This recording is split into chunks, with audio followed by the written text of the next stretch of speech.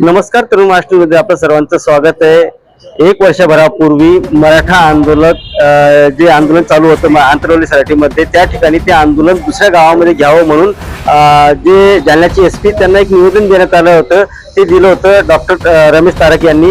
तर त्यांना जे आहे तर बुलंद छावा या संघटनेच्या वतीनं काळं फासण्यात आलं होतं आणि त्या गोष्टीची कुठेतरी त्यांना पश्चाताप होतोय किंवा त्यांना त्यामागचं जे सत्य आहे ते कळलेलं आहे आणि त्यामुळेच कुठेतरी त्यांनी आज या ठिकाणी दुधाभिषेक केल्याचं असं सांगत आहे.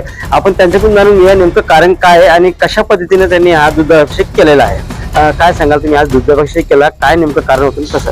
सर्वांना जय शिवराय. 31 डिसेंबरच्या पूर्वसंध्येला सर्व समाज बांधवांना मी सर्वप्रथम नवीन वर्षाच्या शुभेच्छा देतो. आणि सुबह का भुला अगर शाम को घर पे आए तो उसको भुला नहीं कहते.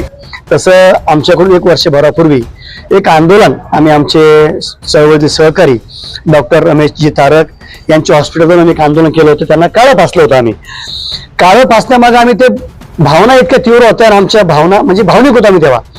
भावनेच्या भरात येऊन आम्ही ते आंदोलन केलं होतं. परंतु त्यावेळेस तो फ्लो तसा होता, त्या फ्लोमध्ये भावना अनावर झाल्या. आम्ही आमच्या भावनेतून म्हणजे गैरसमजून ते आंदोलन झालं होतं. परंतु सत्य बाहेर यायला आणि खरं बाहेर यायला वेळ लागतो. तसं ते सत्य आम्हाला उशिरा कळलं. डॉक्टर साहेबांनी जे जालन्याच्या कलेक्टर असतील, एसपी असतील, त्यांना जे पत्र दिलं होतं, त्या पत्रातला मजकूर ज्यावेळेस आम्ही वाचला त्यावेळेस आमच्या असं लक्षात आलं की डॉक्टर साहेबांचा विरोध उपोषणाला नव्हता. त्या तिथं जे वारंवार वातावरण जे खराब होत चाललं होतं ते गावातलं वातावरण खराब होऊ नये, गावातले लोक गुन्ह्या गोविंदाने नांदावेत या हेतूने तुम्ही उपोषण दुसऱ्या ठिकाणी हलवा. माझा विरोध उपोषणाला नाही, ते आंदोलन माझा विरोध नाही असं त्यावेळेस त्यांनी आम्हाला ज्यावेळेस भेट झाली, आमची भेट सांगितलं त्यावेळेस आम्हाला लक्षात गेलं मग आता चूक झाली आमच्याकडून. मग केलेल्या कामाची दिलगिरी व्यक्त करावी या एवढ्या मोठ्या मनाचे आम्ही आहोत. आम्ही भगतसिंग देखील पुजारी आहोत आणि महात्मा गांधी देखील पुजारी आहोत.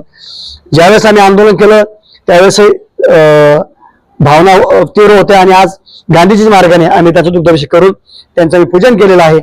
आणि नक्कीच समाज बांधव काय म्हणायचं त्याची आम्हाला पर्वा नाही, परंतु येणाऱ्या काळात तुमच्या देखील सत्य समोर येईल त्यावेळेस तुम्ही देखील आमचं समर्थन कराल. परंतु सत्य समोर येण्यासाठी एक वर्षाचा कालावधी लोटलेला आहे. तर ते एक वर्षाच्या कालावधी हे अगोदर सुचलं नाही का आपल्याला की त्या गावामध्ये तेढ निर्माण होत आहे किंवा दोन समाजामध्ये वाद निर्माण होतोय?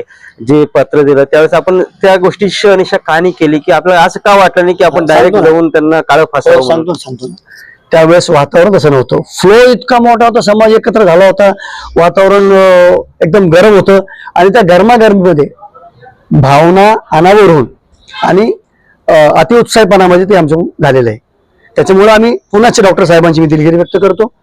कारण हे बघा, झालेली चूक देखील मान्य करावी लागते, त्यामुळे आम्ही ती चूक मान्य करतो.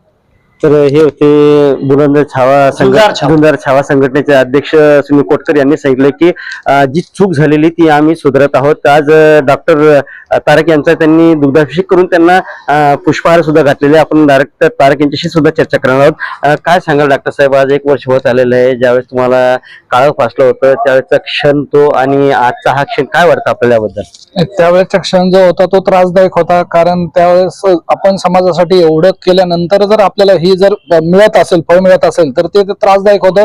पण शेवटी तो त्यावेळेस ही पण भावना होती की जो प्रसंग आलाय तो गैरसमजातून झालेला आहे आणि ज्यावेळेस तो गैरसमज दूर होईल किंवा सत्य समोर येईल त्यावेळेस ते नक्कीच बदललेलं असेल आणि ते सत्य बाहेर यायला वेळ लागेल असं मी त्यावेळेस म्हटलं होतं ना. आज त्या काळाने उत्तर त्याला दिलेलं आहे आणि सत्य हे कधीच हरत नाही. सत्याचा कधी विजय आणि आज तो सत्यमेव जयते झालेला आहे. आपण आज एक वर्ष होत येत आहे आणि आता नवीन वर्ष पण सुरू होतोय. काय आपल्या त्या आज बी त्या भावना किंवा त्या जे तो क्षण होतो आज तर आपल्या स्मृतीत राहणार आहे का? नाही, तो स्मृती तर त्या वेळेस पुरता होता कारण आम्ही तो नंतर विसरलो. कारण समाजात जर तुम्हाला काम करायचं तर तुम्हाला या दोन्ही गोष्टी तुम्हाला फेस कराव्याच लागतात. कारण समाजातल्या प्रत्येक जणाचं मत वेगळं असू शकतं. फक्त त्या चर्चा होऊन ह्या गोष्टी कराव्यात एवढंच माझी अपेक्षा आहे. कारण प्रत्येकाला एक स्वाभिमान असतो, एक मान असते, प्रतिष्ठा असते आणि ती कुठेतरी ती दुखावली जाते. कारण काय होतं की तुमच्या सोबतच्या लोकांना माहिती असतं पण अज्ञान समाजातल्या लोकांना त्याविषयी काहीच माहित नसतं आणि त्यांचा तो पाहिल्यानंतर तो विश्वास आहे जो तुमच्यावरचा उडतो तो विश्वास संपादन करायला खूप वेळ लागतो. आणि मी पुन्हा एक गोष्ट अतिशय जबाबदारीने हे करतो, सर्व समाजाला संभ्रमात ठेवण्यात आलेला आहे. येणाऱ्या काळात मराठा आरक्षणाविषयी सगळ्या गोष्टी बाहेर येतील. Wait and watch. तर हे होते लिंगायत छावा संघटनेचे अध्यक्ष सुनील कोटकर यांनी सांगितलं आहे की थोडा वेळ लागेल पण जे सत्य आहे ते बाहेर येणारच आहे. मी रवींद्र सुरकर, तरुण महाराष्ट्र न्यूज, छत्रपती संभाजीनगर.